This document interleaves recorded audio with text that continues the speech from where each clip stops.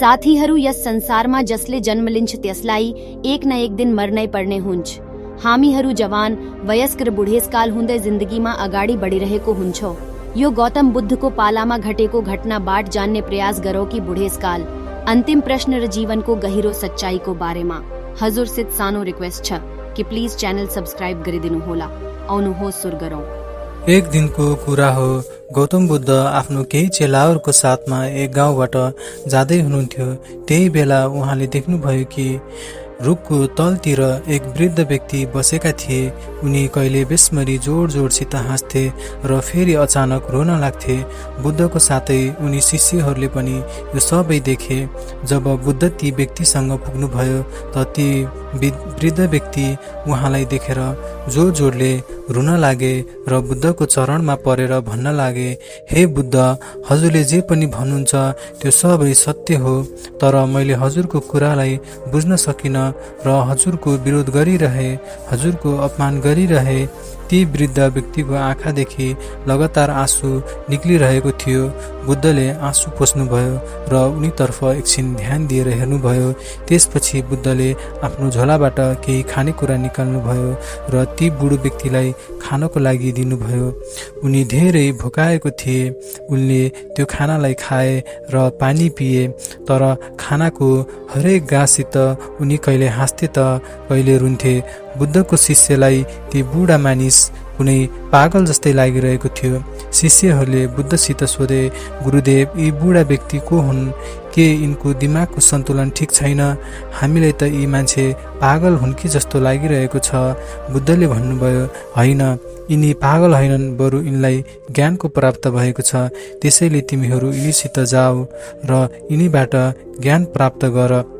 शिष्यहरू ती बुढा व्यक्तिसित जान्छन् र उनीसित सोध्छन्, हामीलाई हजुरको हाँस्नु र रुनुको कारण थाहा पाएनौ, बुझ्न सकेनौ। के हजुर हामीलाई यस पछाडिको कारण सम्झाउन सक्नुहुन्छ?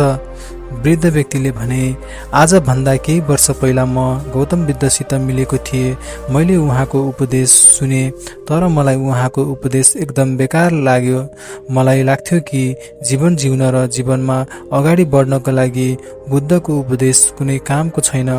मलाई लाग्थ्यो कि बुद्ध मान्छेहरूलाई भट्काइरहेको हुनुहुन्छ। त्यसैले म बुद्धको विरोधीहरूसित मिलेर उहाँको विरुद्ध षड्यन्त्र रच्थे, मानिसहरूको अगाडि बुद्धको नराम्रो गर्थे र कोसिस गर्थे ज्यादामा ज्यादा मान्छेहरू बुद्धको विरुद्ध हुन्। बुद्धले आफ्नो उपदेशहरूमा भन्ने गर्नुहुन्थ्यो कि आवश्यकता भन्दा धेरै धनको जम्मा गर्नु मानिसहरूलाई दुःख दिन्छ, तर मलाई बुद्धको यो कुरा एकदमै झुटो लाग्थ्यो। बुद्धले आफ्नो उपदेशहरूमा यो पनि भन्नुहुन्थ्यो कि झुटो नबोल, रक्सी नखाऊ, कसैलाई नठग, तर मलाई बुद्धको यो सबै कुरा नराम्रो लाग्थ्यो, किनकि ती दिनहरूमा म यही त गर्थे। आफ्नो व्यवसाय बढाउनको लागि मानिसहरूसित झुट बोल्ने, धेरै फाइदाको लागि मान्छेहरूलाई झुट बोलेर ठग्ने, दिनौ रातमा रक्सीको सेवन गर्ने, यो नै मेरो दिनचर्या थियो। तर म ती दिनहरूमा यो पनि देखिरहेको थिएँ, जुन मान्छेहरू बुद्धको कुरालाई अपनाउँथे तिनीहरू धेरै सुखी र शान्त जीवन बिताउन सकिरहेका थिए, जबकि तिनीहरूसँग धेरै केही हुन्थेन। तर म यिनीहरूलाई देखेर केही सिक्न छोडेर उनीहरूसित ईर्ष्या महसुस गर्थे। यही सोचेर आज म रोइरहेको छु कि ती कुराहरू मलाई त्यो समयमा किन थाहा भएन। मैले तिनी कुराहरू अहिले बुझिरहेको छु, जबकि बुढो भइसके। मेरो साथमा अब धेरै समय छैन र म यस कारण हाँसिरहेको छु किनकि मैले यो देख्न सकिरहेको छु कि मेरो वरिपरिका सबै मान्छेहरू त्यही गल्ती गरिरहेका छन् जुन मैले गरिरहेको थिएँ, र यिनीहरूलाई पनि म जस्तै यी सबै कुरा तब थाहा पाउँछन् जब समय यिनीहरूको हातबाट निक्लिसकेको हुनेछ, र यिनीहरू पनि म जस्तै पछुताउनेछन् कि यदि यी कुराहरू मैले पहिला नै थाहा पाएको भए। शिष्यहरूले भने, हजुरलाई आफ्नो जीवनबाट जे केही पनि ज्ञान प्राप्त भएको छ, कृपया ती ज्ञान हामी माझ पनि साझा गर्नुहोस्, किनकि हामीहरूको ज्ञान बढ्न सकोस् र हामी पनि जीवनको गहराई बुझ्न सकौँ।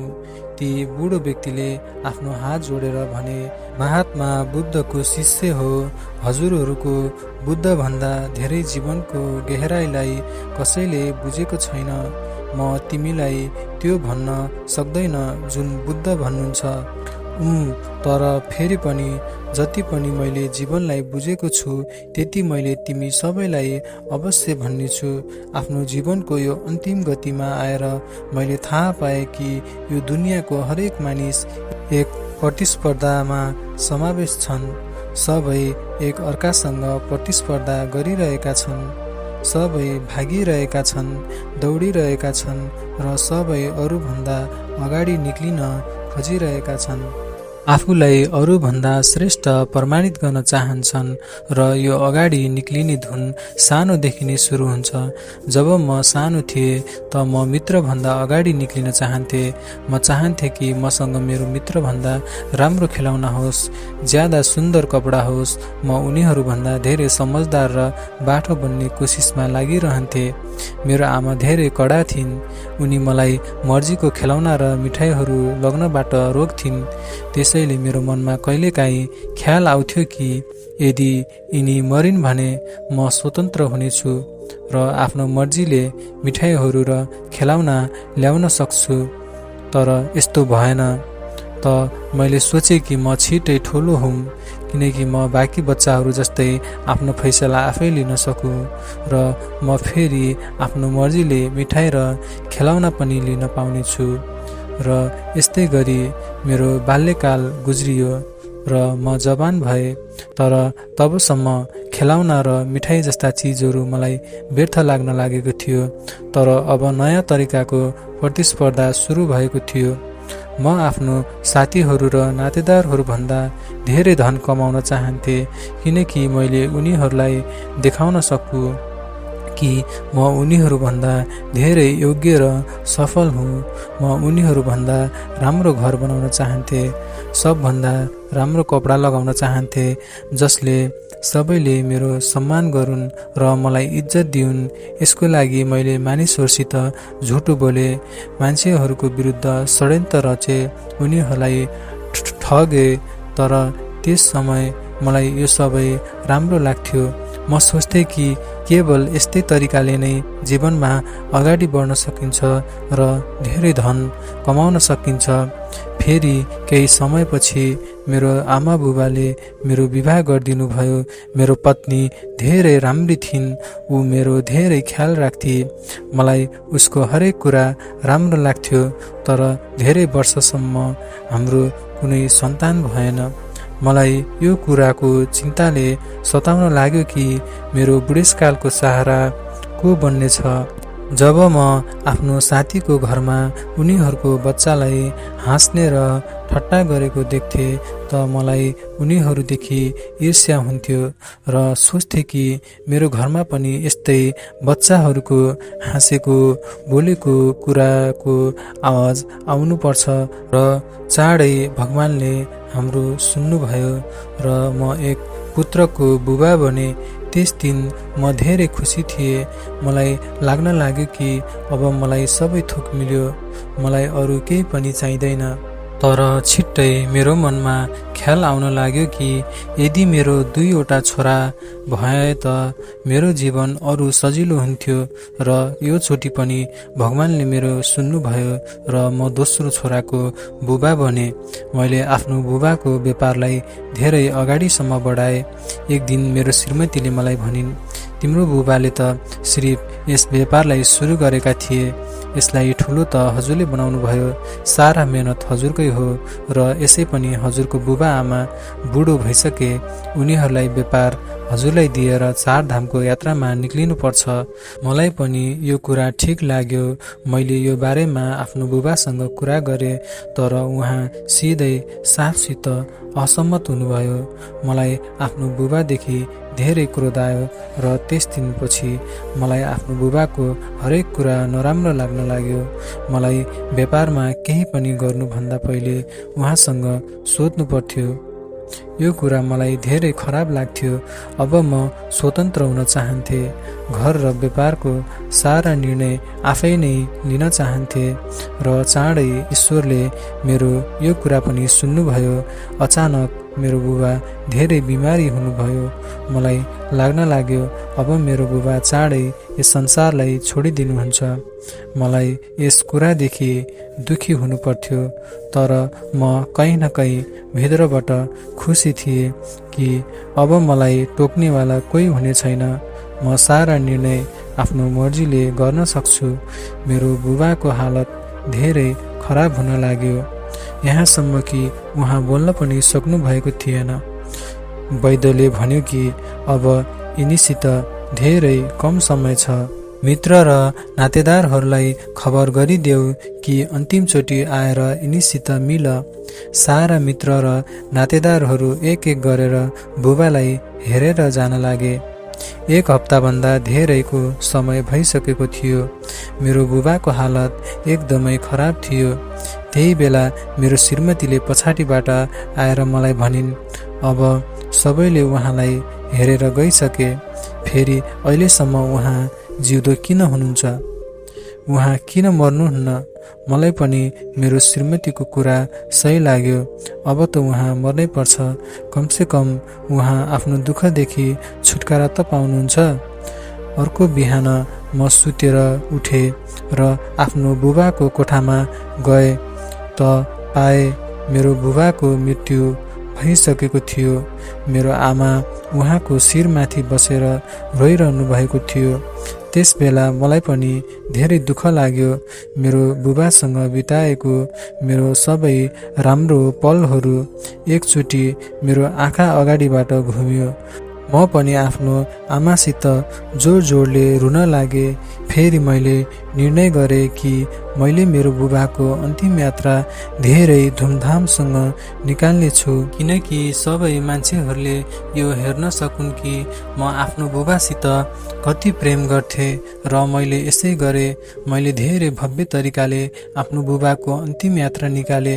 मान्छेहरू धेरै अचम्मित थिए। आजभन्दा अगाडि यिनीहरूले यस्तो भव्य यात्रा कहिले पनि देखेको थिएनन्। तिनीहरू मेरो तारिफ गरिरहेका थिए र म यो सबै देखेर भित्रभित्रै धेरै गर्व महसुस गरिरहेको थिएँ कि मानिसहरूको नजरमा मेरो सम्मान अरू बढेको छ। फेरि त्यसपछि व्यापारमाथि मेरो पुरा नियन्त्रण भयो। म आफ्नो मर्जीले हरेक निर्णय लिन लागे। मैले आफ्नो व्यापारलाई खुबै अगाडि बढाएँ। त्यसको लागि मैले जे पनि हुन सक्थ्यो त्यो सबै गरेँ। धनको प्रति मेरो लालच अरू बढ्दै गइरहेको थियो। केही वर्षमै म आफ्नो नगरको सबैभन्दा धनी व्यापारी बने। अबसम्म मेरो 2वटा छोरा पनि जवान भइसकेका थिए। मैले आफ्नो 2वटा जवान छोराहरूको विवाह अर्को नगरको धनी व्यापारीसँग गरिदिए, किनकि उनीहरू मेरो व्यापारमा मेरो सहायता गर्न सकुन् र मेरो व्यापार अरू बढोस्। फेरि एक दिन मेरो आमालाई सन्चो हुँदैन र उहाँ पनि यो दुनियाँबाट जानुहुन्छ। अब म पनि बिस्तारै बिस्तारै बुढेसकालतिर बढ्दै गइरहेको थिएँ। मेरो छोराछोरीहरू मेरो व्यापारमा सघाउन थाले। फेरि अचानक केही सालपछि मेरो पत्नीको मृत्यु भयो। त्यस दिन मलाई कुनै चिज गएको महसुस भयो। म एकदम एक्लो जस्तै महसुस गर्न लागे र उदास रहन लागे। फेरि कसैले मलाई बुद्धको बारेमा भन्यो। म बुद्धको नजिक गए र उहाँको प्रवचन सुने, तर उहाँको उपदेश मेरो सोचको एकदमै विरुद्ध थियो। म उहाँको कुरादेखि कति पनि सहमत थिएन। म जस्तै त्यहाँ अरू पनि धेरै मानिसहरू थिए जुन सहमत थिएनन्। त्यसैले हामीहरू मिलेर बुद्धको विरुद्ध भन्न सुरु गरिदियौँ र यस्तै गरेर केही वर्ष अरू गुज्रियो। म आफ्नो पुत्रको साथमा त्यस्तै गरी व्यापारलाई अगाडि बढाइराखेँ, तर दिनदिनै मेरो शरीर कमजोर हुँदै गइरहेको थियो। स्वास्थ्य खराब हुँदै गइरहेको थियो। त्यसैले अब धेरै जसो व्यापार पुत्रले नै सम्हालेका थिए। फेरि एक दिन मेरो हालत केही ज्यादा नै खराब भयो। मैले आफ्नो उपचारमा ठुला भन्दा ठुला डाक्टरहरूलाई लगाए तर केही नतिजा आएन। मेरो हालत दिनदिनै खराब हुँदै गइरहेको थियो। त्यसपछि एक दिन मेरो जेठो छोरा मेरो नजिक आउँछ र भन्छ, बुबा अब हजुर बुढो भइसक्नुभयो, हजुरको स्वास्थ्य पनि अब ठिक रहँदैन, त्यसैले अब हजुरले पुरा व्यापार म माथि छोडिदिनुहोस्, म त्यसलाई सम्हाल्नेछु र कान्छो भाइको लागि हजुर चिन्ता नगर्नु, म उसलाई सम्हाल्नेछु। यो सुनेर मैले भने, अहिले म सिर्फ बिमारी छु, मरेको छैन, केही दिनमै म फेरि ठिक भइहाल्नेछु। मेरो ठुलो छोरा गयो र गएपछि कान्छो छोरा आयो र भन्यो, बुबा हजुर पुरा व्यापार मेरो हातमा दिनुहोस्, म यसलाई हजुर जस्तै गरी अगाडि बढाउने छु। हजुर त जानु नै हुन्छ कि ठुल दाई नसा गर्नुहुन्छ, त्यसैले व्यापारलाई चलाउन र त्यसलाई अगाडि बढाउन त्यसको नियन्त्रणको कुरा होइन, त्यसैले हजुरले सारा व्यापार मेरो नाममा गरिदिनु। मैले भने, पुत्र म अहिले सिर्फ बिमारी भएको छु, केही दिनमै फेरि ठिक भइहाल्छु। यो सुनेर ऊ पनि त्यहाँबाट गयो। तर मेरो हालत केही ज्यादा नै खराब हुँदै गइरहेको थियो। वैद्यले भनिदियो कि अब मसित ज्यादा समय छैन, त्यसैले भने सबै मित्र र नातेदारहरूलाई भेट्नको लागि बोलाओ। यो सुनेर मेरो छोरा र बुहारीहरू रुन लागे। मेरो छोराहरूले आफन्तहरू, इष्टमत मित्र र नातेदारहरूलाई पत्र लेख्न थाले कि उनीहरू अन्तिमचोटि आएर मलाई हेरुन्। म बिस्तारामा पर्दै सबै हेरिरहेको थिएँ। म अहिले जिउँदै थिएँ, तर मेरो मृत्युको तमसा मेरो आँखा अगाडि नै चलिरहेको थियो र म केही पनि गर्न सकिरहेको थिएन। आज पहिलोचोटि मलाई मेरो बुबाको असहायताको महसुस गरे। बिस्तारै बिस्तारै सारे नातेदारहरू मलाई हेर्न आउन लागे। उनीहरू म नजिकै बसेर रुन्थे र भन्थे, हजुरको बिना हाम्रो काम कसरी चल्नेछ? म सोच्थे, आखिर म जीवित छु, यिनीहरू अहिलेदेखि नै मलाई किन मारिरहेका छन्? उनीहरूलाई म मर्नुको दुःख थिएन, उनीहरूलाई यो कुराको दुःख थियो कि म मरेपछि उनीहरू के गर्लान्, काम कसरी चल्नेछ? सबै स्वार्थी छन्। अब त मेरो पुत्र मेरो अगाडि नै सम्पत्ति र व्यापारलाई लिएर लड्न लागेको थियो र यो लडाईँमा उनीहरूको श्रीमतीले पनि साथ दिइरहेकी थिए। आज जिन्दगीमा पहिलोचोटि मलाई महसुस भयो कि पुरा जिन्दगी बर्बाद गरेर मैले जुन धन कमाए कुनै कामको छैन। त्यो धनले मेरो जिन्दगी बचाउन सक्दैन, मलाई ठिक गर्न सक्दैन र यही धनले मेरो छोराहरूको बीचमा रिसाउनु र सम्बन्ध बिग्रनुको कारण पनि बनिरहेको छ। जुन धनको पछाडि म बाल्यकालदेखि आजसम्म भागिरहे, यसलाई कमाउनको लागि थाहा छैन कतिसँग झुट बोले, कतिलाई ठगे र कतिको घर बर्बाद गरिदिए, सिर्फ यस कारण कि यो सबै एक दिन यहाँ रहोस्। यदि यो कुरा मैले ती दिनमा बुझेको भए, जुन दिन मेरो बुबा बिस्तारामा पर्नु भएको थियो, त म आफ्नो जीवनलाई एक नयाँ मोड र दिशा दिन सक्थे। यस्तो यस्तो काम गर्न सक्थे कि मानिसहरू मलाई मरेपछि पनि याद राख्थे, किनकि मसित समय, शक्ति र पैसा तिनै कुरा थियो। त्यस बेला मैले ईश्वरलाई जानेर आफ्नो जीवन सफल गर्न सक्थे। तर जब यो कुरा बुझे तबसम्म धेरै ढिलो भइसकेको थियो। मैले आफ्नो दुईवटै छोराहरूलाई आफूसित बोलाएर भने, तिमीहरू मेरो अन्तिम यात्रा कसरी निकाल्नेछौ? जेठो छोराले भन्यो, यदि हजुरले सारा व्यापार मेरो नाममा गरिदिनुहुन्छ भने म त हजुरको अन्तिम यात्रा धेरै भव्य तरिकाले निकाल्नेछु, यस्तो कि यस नगरको सारा मान्छेहरू हेरेको हेरे हुनेछन् र बुझ्न सक्नेछन् कि हजुर यस नगरको सबैभन्दा धनी मान्छे मात्र होइन। त्यही बेला कान्छो छोराले भन्यो, यदि हजुरले सारा व्यापार मलाई बुझाएर जानुहुन्छ भने त म हजुरको अन्तिम यात्रा यसरी निकाल्नेछु कि जस्तै आजसम्म राजा महाराजाहरू कोहीले पनि निकालेको थिएन। मान्छेहरू हजुरको अन्तिम यात्रालाई वर्षौसम्म याद राख्नेछन्। बस हजुर सारा व्यापार मेरो नाममा गरिदिनु। र यति भनेर दुईवटा छोरा एक आपसमा लड्न लागे।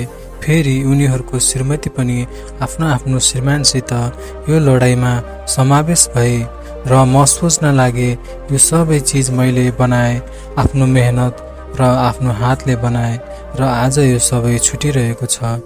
मैले बनाएको सम्पत्तिद्वारा नै मेरो मान्यता राखेका छन्।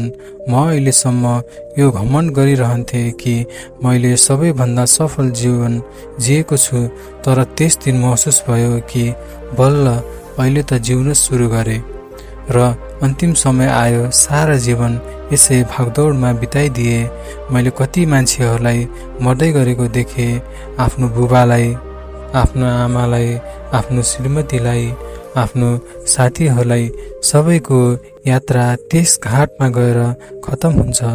म पनि सबैसित यहाँ आए, तर कहिल्यै पनि यो महसुस गर्न सकिनँ कि एक दिन मलाई पनि यहाँ लिइरहनेछ। थाहा छैन कुन कुरामा भुले, बाल्यकालमा भुले र बुढेसकालसम्म पनि भुले। बल्ल अब आएर केही बुझ्न सके त अब समय नै छैन। सबै थोक हातबाट बालुवा जस्तै बिलायो, बस पश्चाताप रह्यो। यति भनेर ती वृद्ध व्यक्ति चुप भए र बुद्धसित आएर भने, मैले आफ्नो पुरा जीवन नष्ट गरिदिए के यी बचेको दिनहरूको लागि मलाई हजुरबाट केही मिल्न सक्छ? बुद्धले भन्नुभयो, आफ्नो जीवनको धेरै ठुलो भाग अज्ञानतामा गुजारे तापनि, तर ज्ञानको एक क्षण पनि धेरै ठुलो हुन्छ। तिमीसँग जुन समय छ यो ज्ञानदेखि पूर्ण छ। त्यसैले अब बचेको दिनमा जे केही पनि मिलेमा, सास वा मृत्यु, त्यसलाई सन्तुष्टिसित स्वीकार गर। बचेको दिनहरूलाई पूर्णतासित हेर।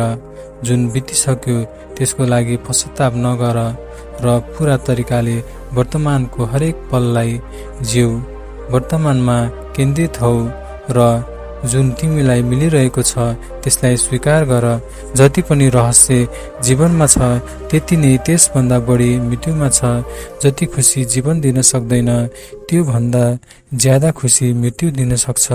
बस तिमीले पूरा होसपूर्वक यसलाई हेर्नु, बचेको जीवनको एक एक क्षणलाई हेर्नु। बितेको दिनको पश्चाताप नगर्नु, भविष्यको चिन्ता नगर्नु। केवल यस पलसित, यस क्षणसित एक हुनु, अनि जुन जागृति र ज्ञान तिमीभित्र आउनेछ अन्तिम क्षणमा, त्यसैले नै तिमीलाई सहायता गर्नेछ।